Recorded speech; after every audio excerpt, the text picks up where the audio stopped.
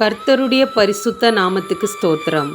கர்த்தர் உருக்கமும் இரக்கமும் நீடிய சாந்தமும் மிகுந்த கிருபையும் உள்ளவர். சங்கீதம் 103:8. ஒரு சிறிய பைபிள் கதை கேட்போம். யோனாவின் கதையை நினைவில் கொள்ளுங்கள்.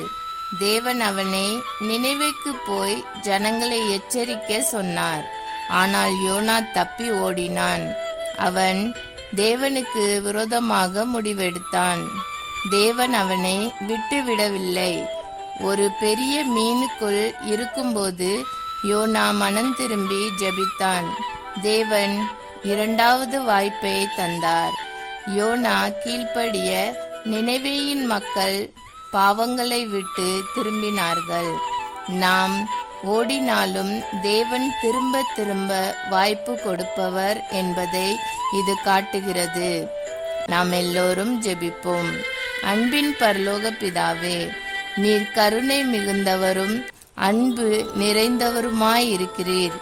எத்தனையோ முறை உம்மை நான் புறக்கணித்தாலும் நீர் என்னை விட்டுவிடவில்லை.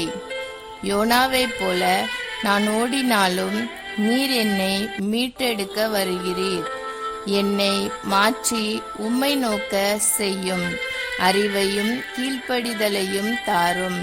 இயேசுவின் நாமத்தில் ஜெபிக்கிறோம். ஆமேன். Thanks for watching. God bless you.